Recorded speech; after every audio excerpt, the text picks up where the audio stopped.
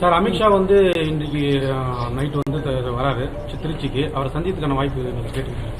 இதுவரை இல்லை. நாளை சேலம் வர்றாரு. என்ன அவருடைய கட்சி நிகழ்ச்சிக்காக பங்கு பெறுவதற்காக வர்றாங்க. வாய்ப்பு இருந்தா நாங்க சந்திப்போம் நாளைக்கு. 2026 எப்படி பாக்குறீங்க? தமிழ்நாட்டில் டிஜிபி ஏற்கனவே பலமுறை சொல்லிட்டேன். ஆட்சி நாட்டு மக்களை பற்றி கவலைப்படுவது கிடையாது, வீட்டு மக்களை பற்றி தான் கவலைப்பட்டு ஒரே ஆட்சி திமுக ஆட்சி. ஏற்கனவே யூபிஎஸ்சி திராவிட முன்னேற்ற கழகம் அரசாங்கம் அனுப்பப்பட்ட அந்த டிஜிபி பட்டியலில் தான் 3 பேர் தேர்வு செஞ்சு மாநில அரசுக்கு அமைச்சிருக்கிறாங்க. அதுல ஒருவரை நிரந்தர சட்ட ஒழுங்கு டிஜிபி நியமிக்கணும். இதுவரைக்கும் நியமிக்கல. இப்படி திறமை இல்லாத அரசாங்கத்தை வச்சுட்டு நாட்டு மக்களுக்கு எங்க பாதுகாப்பு கிடைக்கும்? சட்ட ஒழுங்கு எப்படி பேணி காக்க முடியும்? 2026 வந்து அதிமுக தான் அமையும் சொல்லிட்டாரு. அது அமித்ஷா சொல்லுவாங்க. எங்க ஏற்கனவே தான் சொல்லிட்டாரு. இன்னும் எத்தனை பேருக்கு தான் கேட்பீங்க? தெளிவா சொல்லிட்டாரு.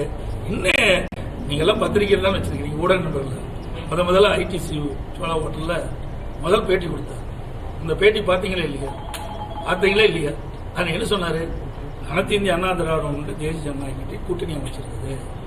இந்த கூட்டணிக்கு அதிமுக தான் தலைமை தாங்கும், அதிமுக தான் ஆட்சி அமைக்கும். எங்களுடைய கூட்டணி முதலமைச்சர் வேட்பாளர் இபிஎஸ் தெளிவா சொல்லியாச்சு. இதுக்கு மேல எத்தனை தடவை தான் திருப்பி இதே கேள்வி கேட்கறீங்க? தயவு செய்து இதெல்லாம் ஏற்கனவே முடிந்தது. நாங்க இந்த மாதத்துக்கு முன்பாகவே இதற்கு உண்டான பதில் கொடுக்கப்பட்டு விட்டது. இன்னும் சில கட்சிகள் சொல்ல முடியாது. எந்த கட்சி எங்க இருக்குன்னு தேர்தல் அறிவிப்பு வெளியான பிறகுதான் சொல்ல முடியும். எங்க கூட்டணியில் இன்னும் சில கட்சிகள் வருவதற்கு வாய்ப்பு உள்ளது. தேமுதிக நிலைமை இன்னும் சில கட்சிகள் வருவதற்கு வாய்ப்பு உள்ளது. நாளை வந்து தமிழக முதல்வர் வந்து திருப்பத்தூருக்கு வராரு சார். தமிழக முதல்வர் வந்து நாளைக்கு திருப்பத்தூருக்கு வராரு. இந்த நிலையில வந்து ஏற்கனவே நம்ம கட்சியில் இருந்த தொழிலாளர் நலத்துறை அமைச்சர் வந்து அந்த கட்சியில போய் சேரதா ஒரு பரவி வருகிறது. இதை பத்தி உங்களுக்கு கருத்து? ஏற்கனவே கட்சிக்கு போய்த்தானே வந்தாரு. ஏற்கனவே அதிமுக திமுக போயிட்டு தானே மறுபடியும் வந்தாரு. இல்லைங்க சார், தொழிலாளர் நலத்துறை அமைச்சர் சார் ஏற்கனவே அந்த அம்மா திமுக போயிட்டு தாங்க மறுபடியும் அதிமுக வந்தாங்க. அதனால மீண்டும் திமுக போறது ஒன்றும் புதுசா ஒன்றும் கிடையாது. அதனால அதிமுக எந்த பாதிப்பு இல்லை. தமிழகத்துல தொடர்ந்து கனிம வளங்கள் கொள்ளையடிக்கப்பட்டு வருது. இது குறித்து பொதுமக்களோ மற்றவர்களோ புகார் அளிச்சா அரசு அதிகாரிகள் எந்த ஒரு நடவடிக்கை எடுக்கிறது இல்ல. இதை பத்தி உங்களோட கருத்து சார்?